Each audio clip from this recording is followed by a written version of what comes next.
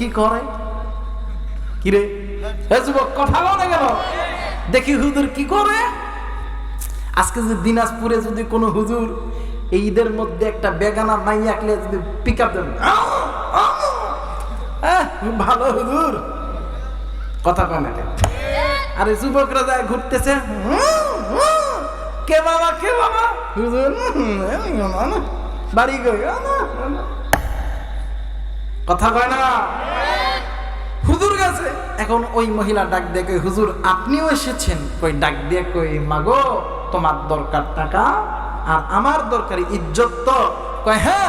এই কথা বলে মহিলা যখন জামা খুলতে লাগছে, আল্লাহর বান্দার ডাক দিয়ে কই, মা তুমি তুমি তুমি তুমি শরীরের পোশাক খুলো না, তুমি শরীরের পোশাক খুলো না।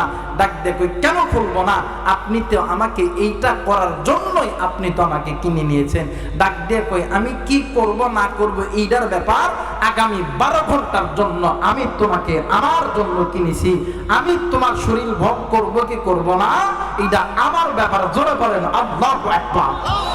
আমার মেয়েরা, আমার বন্ধুগণ, এবারে হুজুর ডাক দিয়ে কই, মা বলো তো দেখি এখানে ওযু করার কি কোনো জায়গা আছে? ডাক দিয়ে কই, আছে, ওই যে ওযু করার জায়গা। হুজুর ওযু করলেন। ডাক দিয়ে কই, মাগো তুমি ওযু করো। ডাক দিয়ে কই, আমি কেন ওযু করব? কই কোনো কথা হবে না, আগামী 12 ঘন্টার জন্য আমি তোমারে কিনছি, আমি যা করব তুমি তাই তোমাকে মানতে হবে। জোরে বলেন আল্লাহু আকবার। মহিলাও ওযু করছে, মহিলাও, কথা কেন, মহিলা ওযু করছে। ওযু করার পরে আল্লাহু আকবার, এইবারে আল্লাহর বান্দা সামনের দিকে যাইয়া, সামনের দিকে যান নামাজে দাঁড়াইবে। নামাজে দাঁড়ানোর আগে ডাক দিয়ে কই, মাগো ও মা তুমি যাই নামাজটা নাও, আমি তোমার সামনে দাঁড়ালাম, তুমি পিছনে দাঁড়াও। আমি যেমন করে আমি উঠবো বসবো রুকু সিজদা করব, তুমিও তেমন করে ওঠো বসো রুকু সিজদা করো। আমার বেইরা, আমার বন্ধুগণ, আল্লাহর বান্দা আল্লাহু আকবার বলে নিয়ত করিয়া সিজদায় পড়িয়া ডাক দিয়া কই, মালিক আল্লাহ গো, আমার যতটুকু করার ছিল আমি এতটুকু করলাম, বাকিটা আল্লাহ তুমি আসমান থেকে খেলা দেখা দাও। জোরে বলেন আল্লাহু আকবার। মুসলমান ভাইরা, আমার বন্ধুগণ, এর নাম হইল ঈমান। এলাকার ভিতরে যত মুরব্বীরা আছেন, এলাকার ভিতরে যত বাবারা আছে, আপনার সন্তান গুনাহ করতেছে, আপনি দেখার পর আপনি চোখ বুজে আছেন গো মা, আপনি চোখ বুজে আছেন গো বাবা। হাসরের ময়দান যেদিন কায়েম হবে, এর ভাগ আল্লাহর পক্ষ থেকে আপনাকেও নিতে হবে। ও বাবা, আপনি না ঈমানদার, আপনারা নিজেকে ঈমানদার দাবি করেন, বাজানদি ঈমানদারের ঈমান কত দামি। ঈমানদারদের সঙ্গে, ঈমানদারদের সামনে আল্লাহর সঙ্গে সাংঘর্ষিক হোক এমন কোন কাজ কোন ঈমানদার কোনদিন চুপ করে বসে সহ্য করতে পারে না। কথা বলেন ঠিক কিনা?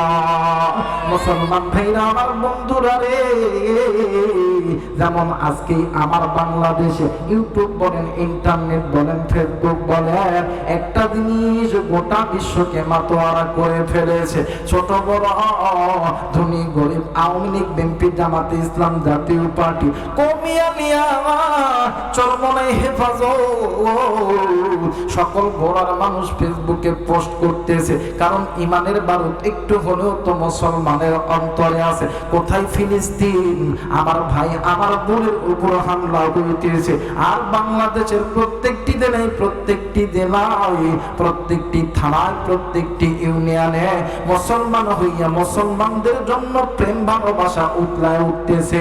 এইটা যদি ঈমান হয় তাইলে এতটুকু বলা যায়, এতটুকু ঈমান যেহেতু আছে, তাইলে গুনাহ থেকে মুসলমান বাঁচতে কোনো সমস্যা হতে পারে না। কথা বলেন ঠিক না? মুসলমান ভাইরা, আমার বন্ধুগণ, ঈমানদার ঈমান অনেক দামি সম্পদ ভাইরারি। ঈমানদারদের আখলাক, ঈমানদারদের চরিত্র হইল, যারা ঈমান এনেছে এদের অন্তরের মধ্যে একমাত্র কার ভয়?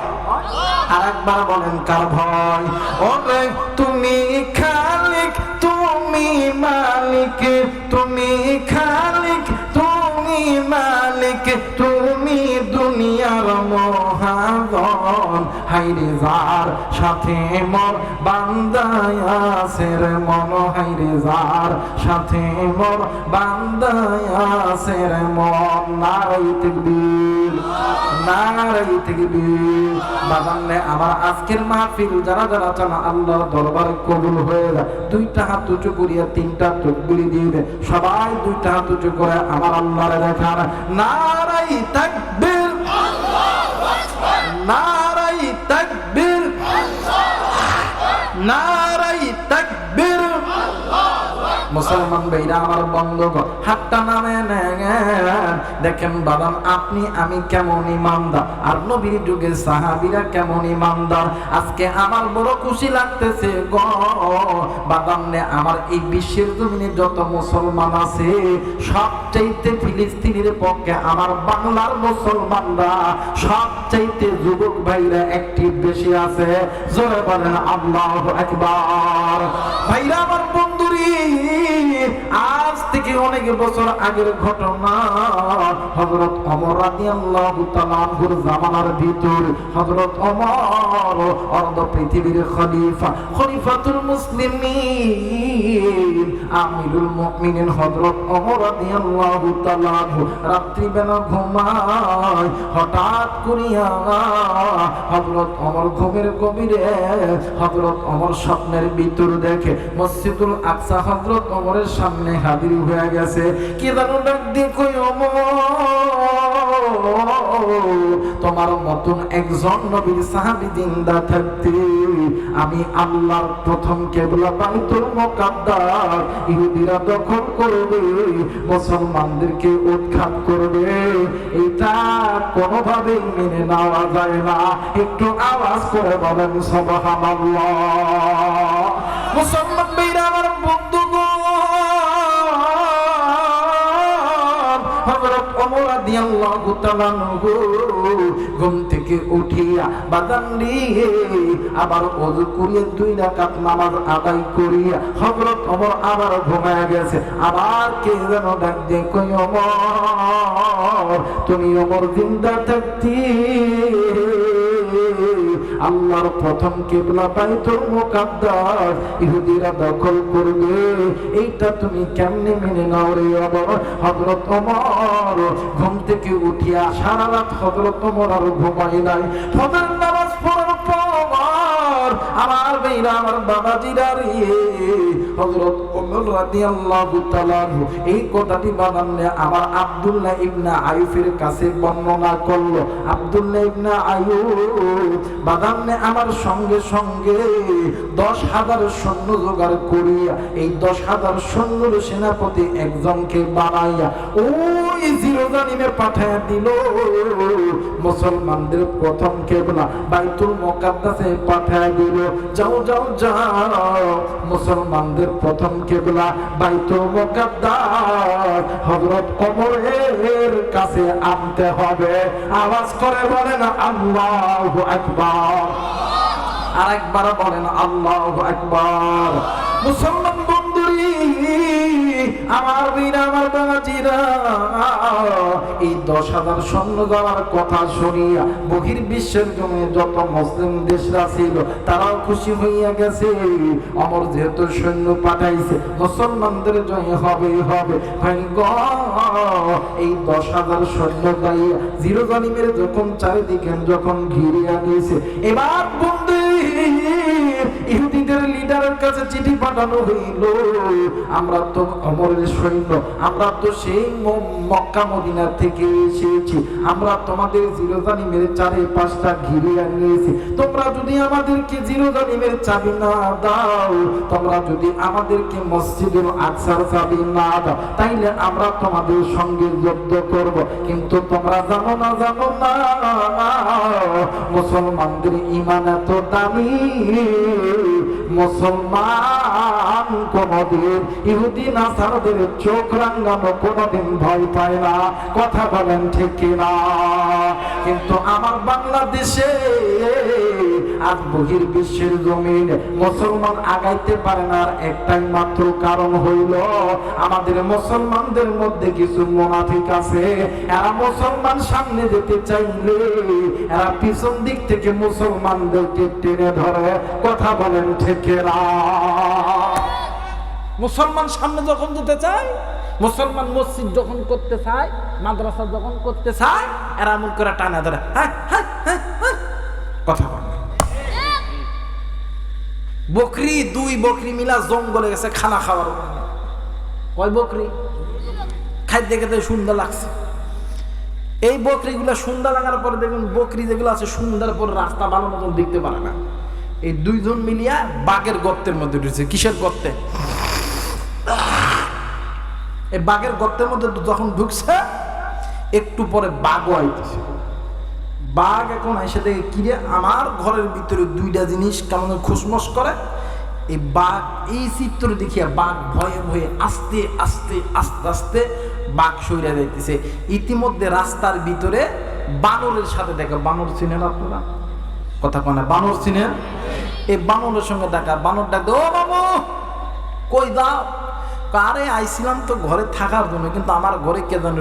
মামু বাদেন না মামু, আপনার ঘরের ভিতরে আপনার রাতের বেলা কালকে দিনের বেলা কয়েকদিনকার খাবার রিজিক দিয়ে দিছে। কই তাই নাকি? হ্যাঁ।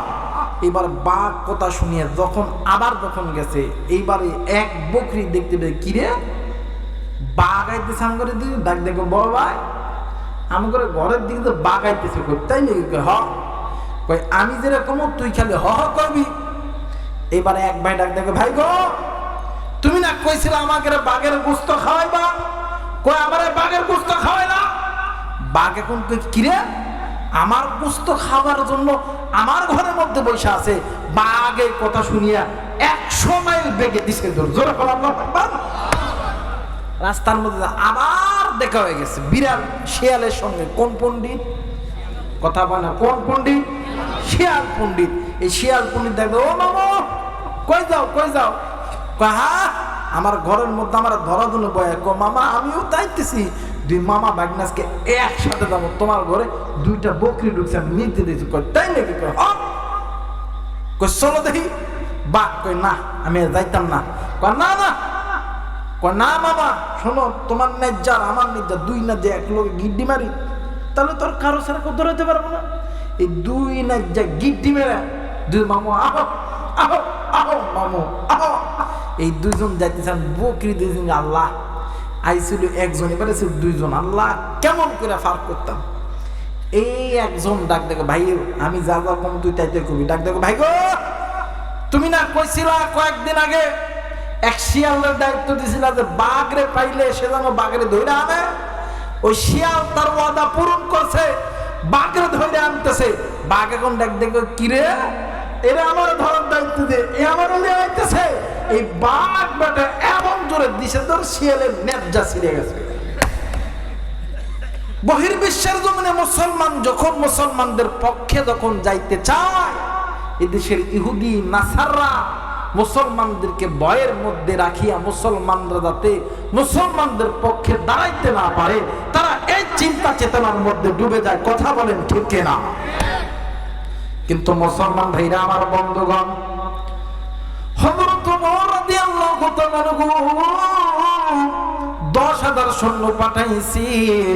বাদামনে আমার এই ইসরাইলের বাদামনে আমার যিনি নেতা ছিলেন তিনি খবর নিয়ে দেখে সত্যি সত্যি ওমরের সৈন্যরা ও বাদাম মসজিদুল আকসাটাকে ঘিরে রেখেছে। ভাই গো আমরা যদি তাদের সঙ্গে হাঙ্গা দাঙ্গামা লাগি তাইলে তো ওমরের সৈন্যর সাথে পারবো না। কারণ হইল ওমর নবীর সাহাবী, ওমর এমন একজন সাহাবী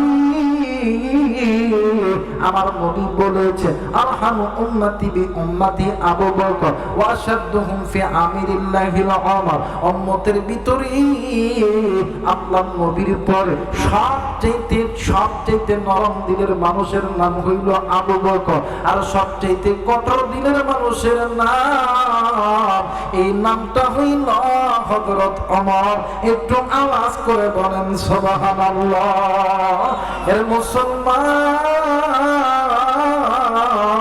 এইবার হযরত ওমরের কাছে চিঠি পাঠায় দিল, ডাক দিয়ে কই ভাই গো, আমরা তোমাকে বাইতুল মুকাদ্দাস আমরা তোমাদের অধীনে দিব, আমরা মসজিদুল আকসার চাবি তোমাদেরকে দিব, কিন্তু তোমাদের নেতা ওমরকে এই জায়গায় আসতে হবে। ভাই গো, ওমরকে খবর দেওয়া মাত্র হযরত ওমর রাদিয়াল্লাহু তাআলা ওই মদিনা থেকে বাদামে আমার বাইতুল মুকাদ্দাসের দিকে রওনা দিবে। কিন্তু কেমনে করে রওনা দিবে? অন্যান্য সাহাবীরা ডাক দিয়ে কই ওমর তুমি একা একা যাইও না। ওমর ডাক দিয়ে কই আমি একা গেলে কি হবে? কি আমার মারবে? আমি তো কোনোদিন কারো ক্ষতি করি না, কারণ হইল ইমানদারদের সঙ্গে দুনিয়ার কোন মানুষদের সম্পর্ক নাই, আছেন সম্পর্ক একজন, তিনি কে? আর একবার বলেন তিনি কে?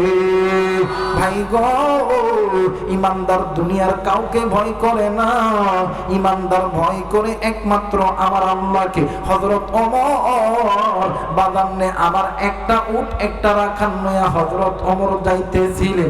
এরা বন্ধু কে এই হযরত ওমর রাদিয়াল্লাহু তাআলা ও বাবা, হযরত ওমর খলিফা হওয়ার পরে হযরত ওমরের সঙ্গে সাক্ষাৎ করার জন্য বিভিন্ন দেশের রাষ্ট্রদূতরা মদিনায় এসে ওমরের সঙ্গে সাক্ষাৎ করার জন্য আয়েশা ডাক দিয়ে কই তোমাদের আমিরুল মুমিনিন হযরত ওমর কোথায়?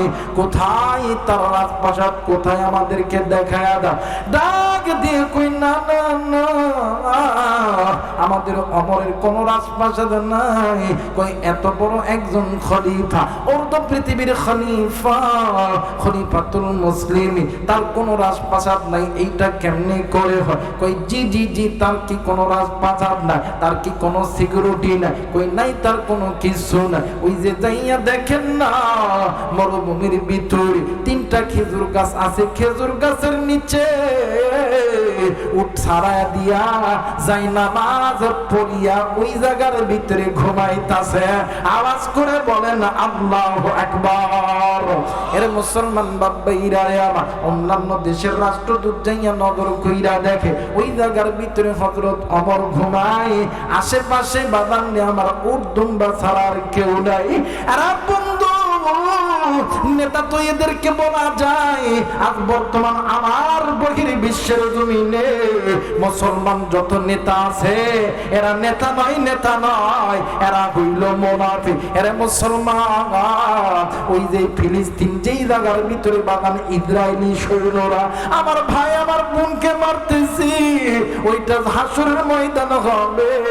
আর হাসরের ময়দান যদি ওই জায়গার মধ্যে কায়েম হয়, ওই জায়গার মাটি যদি আমার আল্লাহর বলে আল্লাহ এই দুনিয়ার জমিনে মুসলিম কতগুলো বিশ্ব ছিল, আল্লাহ গো মুসলিম কত মানুষ ছিল, মুসলিম কত নেতা ছিল, আমার বাবা আমি মাটির ভিতরে কত মুসলিম শিশু সন্তানের লাশ এই জায়গার ভিতরে রক্ত জ্বলছে, কত মুসলিমকে এই জায়গার ভিতরে কাপড় যারা দাপন করা হয়েছে।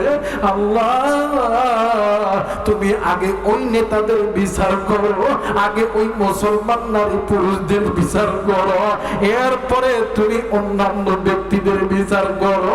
আল্লাহর কসম করে বলি শুধুমাত্র ফিলিস্তিনের নারী আর পুরুষরা এতটুকু জিজ্ঞাসা যদি হাসরের ময়দানে আমার আল্লাহর আদালতে এতটুকু আবদার যদি করে, আমি আলেম আর একজন আলেম মসজিদের ইমাম মসজিদ আল্লাহর জান্নাতের দরজা খুঁজে পাবো না। কথা বলেন ঠিক না? মুসলমান ভাইরা আমার বন্ধুগণ, হযরত ওমর রাদিয়াল্লাহু তাআলা আনহু উটটা লইয়া যাইতেছে। সকালবেলা উটের পিঠে চড়ছে। বাজান এমন তো সময় 3 ঘন্টা তখন অতীত হয়ে গেছে। জমিনের বালু যখন গরম হয়ে গেছে, রাখালের চোখ মুখ কেমন জানি লাল টকটক হয়ে গেছে। হযরত ওমর ডাক দিয়ে কই, রাখাল রে তুমি একটু দাঁড়াও দাঁড়াও। হযরত ওমর উটের পিঠ থেকে নামিয়া ডাক দিয়ে কই, রাখাল এই তুমি পানি খাও, তুমি উটের পিঠে ওঠো, আমি এই উটটা কিছু দূর লইয়া দাও। ভাই রে দেখো দেখো তারা কেমন ছিল আর আমাদের জিন্দেগি কেমন ছিল। তারা অর্ধ পৃথিবীর খলিফা, ছোট থেকে ছোট গুনাহ কিন্তু তারা করে নাই। কিন্তু বন্ধুরে আপনি আমি খলিফা নয়, আপনি আমি ওমর নয়, আপনি আমি আলী নয়, আপনি আমি ওসমান নয়। ওই উটের রশিখানা দড়িয়া হযরত ওমর বাদান্নে আমার রাখালকে উটের পিঠে চড়াইছে আর অর্ধ পৃথিবীর খলিফা ওই রশিটা ধরায়া আবার নিজের 3 ঘন্টা যখন ওই উত্তপ্ত বালির তাপে যখন যাইতেছে, রাখাল ডাক দিয়ে কই, জীবনে মানুষ দেখছি রে আল্লাহ, এইরকম মানুষ তো দেখি নাই। আবার 3টা ঘন্টা তখন অতীত হয়ে গেছে। রাখাল ডাক দিয়ে কই, হুজুর আপনিও তো ক্লান্ত হয়ে গেছে, এইবার আপনি উটের পিঠে চড়ে। এইবার হযরত ওমর উটের পিঠে চড়ছে। রাখাল আবার টানতেছে, 3 ঘন্টা হয়ে গেছে। 3 ঘন্টা পর আবার রাখালের চোখ মুখ লাল টকটক হয়ে গেছে। হযরত ওমর ডাক দিয়ে কই, রাখাল রে তুমি এইবার উটের পিছনে আসো, উটের পিঠে ওঠো, ওই তো সামনে জেরুজালেম দেখা যায়। ডাক দিয়ে কই, হুজুর দেখা যায় অনেক মানুষ ওই জায়গার মধ্যে দাঁড়ায় আছে। আপনি যদি এই রুটের রশি দইরা টানে আর আমি যদি উপরে থাকি, তাইলে তো তারা আমাকেই মনে করবে ওমর, আপনাকে মনে করবে যে হইতেছে রাখা। ডাক দিয়ে কই, কে কে মনে করলো এইটা আমার জানা নাই। আমার আল্লাহ যদি মনে করি আমি ওমর একজন গুনাহগার, গুনাহ থেকে বাঁচার জন্য আমি তোমার সাথে আমি তোমার উঠের গুনার বোঝা লইয়া আমি তোমার উপর বেইনসাফি করতেছি না। এইটা যদি আমার আল্লাহ দেখা, আল্লাহ যদি আমারে মাফ কইরা দেয়, আমি ওমর জান্নাতে যাব, নতুবা আমি ওমর আল্লাহর জান্নাতে যাইতে পারবো না। একটু আওয়াজ করে বলেন সুবহানাল্লাহ। আরে মুসলমান, নাম শুনছেন হযরত ওমর, নাম শুনছেন হযরত আবু বকর রাদিয়াল্লাহু তাআলা। এরা বন্ধু একটা রাত্রিতে কয়টা কথা বলি রে বন্ধু। হযরত ওমর জান্নাতি, আলী জান্নাতি, ওসমান জান্নাতি, আলী জান্নাতি, এতে কোনো সন্দেহ আছে? কথা বলেন, সন্দেহ আছে? না না না, বাগানে আমার জান্নাতের টিকিট প্রাপ্ত সাহাবী রাত্রি যখন গভীর হইত, তাহাজ্জুদের নামাজে দাঁড়াইয়া আল্লাহরে ডাক দিয়ে কইতো, আল্লাহ না জানি কোন দিনের গুনাহের কারণে আমি আবু বকরের জান্নাতের টিকিট খানা বাতিল হয়ে গেছে। হযরত ওমর রাদিয়াল্লাহু তাআলা রাত্রি যখন গভীর হইত, তাহাজ্জুদের নামাজে দাঁড়াইয়া আল্লাহরে ডাক দিয়ে কইতো, আল্লাহ না জানি কোন দিনের গুনাহের কারণে আমি ওমরের জান্নাতের টিকিট খানা বাতিল হয়ে গেছে। এরা বন্ধু তারা তো জান্নাতি, নবী দুনিয়ায় থাকা অবস্থায় তাদেরকে জান্নাতের টিকিট দিছে। এরা যদি জাহান্নামের ভয়ে ডুকরে ডুকরে কাঁদতে পারে, আরে দিনাজপুরের যুবক, আরে কুড়িদার টুকরা বাবা, আরে কুড়িদার টুকরা মা, কুড়িদার টুকরা যুবতী বোন, তুমি আমি তো নবী নয়, তুমি আমি তো সাহাবী নয়, তুমি আমি তো তাবে নয়, তুমি আমি তো আলিম নয়, মুস্তাহিদ নয়, তুমি আমি তো গুনাহগার। বলো বলো তোমার আমার কাছে কি এমন আমল আছে যে আমল নিয়ে তুমি আমি আল্লাহর জান্নাতে যাব? না পড়ি নামাজ, না করি হজ, না করি রোজা, এরা বোন না করি পর্দা, যুবক না করি চোখের হেফাজত, না করি হাতের হেফাজত, না করি বাদান নফসের হেফাজত। ভাইরি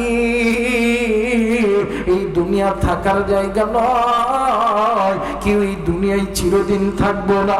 এই দুনিয়ার জমিনে তোমার আমার মতন কত যুবক ছিল নাই। আরে দিনাজপুরের যুবক ভাইয়া, এই দুনিয়ার জমিনে তোমার আমার মতন কত যুবক ছিল নাই। এ মা গো, আপনার আমার মতন কত মা কত বোন ছিল নাই। আব্বা, আপনার মতন কত বাবা ছিল এই দুনিয়ার জমিনে নাই। আপনার আমার মা ছিল নেই, আপনার আমার বাবা ছিল নেই, তারা এই দুনিয়া ছেড়ে চইলা গেছে। আর বন্ধু, আজকে এই হিলপুর ফজল মাদ্রাসায় আজকে এই মাহফিলে আসার সময় আমি জানি না রে কোন যুবক, কোন মুরব্বী, কোন কলিজার টুকরা মা ওই বাগানের ভিতরে দিয়ে আইছেন, ওই পুকুর পাড়ের ভিতরে দিয়ে আইছেন, ওই রাস্তার ধারে দিয়ে আইছেন, ওই কবরস্থানের ভিতরে দিয়ে আইছেন। আমি জানি না রে কার মা জানি ডাক দিয়ে কই বেটা আমি মা এই কবরে আবার সহ্য করতে পারি না। কারবার জানি ডাক দিয়ে কই বেটা রে আমি বেটা, আমি বাবা এই কবরের আদব সাত বিচ্ছুর দংশন সহ্য করতে পারি না। এরা বেটা না, আজকে কোন দুনিয়ার তুরে আমি বাবা থেকে দূরে সরাইলো। আজকে কার মা জানি ডাক দিয়ে কই বেটা রে আজকে কোন দুনিয়া আমি মায়ের মহব্বত থেকে তুলে দূরে সরাইলো। সামনে যুবক ওই মা কবরে জাহান্নামের আগুনে জ্বলে, ওই বাবা কবরে জাহান্নামের আগুনে জ্বলে। ওই মায়ের জন্য, ওই বাবার জন্য কোন কোন নেককার সন্তান নারী এবং পুরুষ আমি মুসাফিরের সঙ্গে দোয়া কইরা বাড়িতে যাবেন। দুই হাত উঁচু করিয়া আমার আল্লাহরে দেখায়া দাও, আল্লাহ তুমি দেখো মা বাবার নেককার সন্তান হাত উঠাইছে। আল্লাহ, আল্লাহ গো নাফরমান বান্দা বান্দি হাত উঠাই নাই গো আল্লাহ। ও গো মালিক, আল্লাহ তুমি এই হাত গুলোকে আল্লাহ তুমি কবুল করে নাও। জোরে জোরে বলে না আমিন, আরেকবার বলে না আমিন। আরে বন্ধু, আজকে তুমি আমি কেন মা বাবার জন্য দোয়া করব না? আরে যুবক, এই দুনিয়ার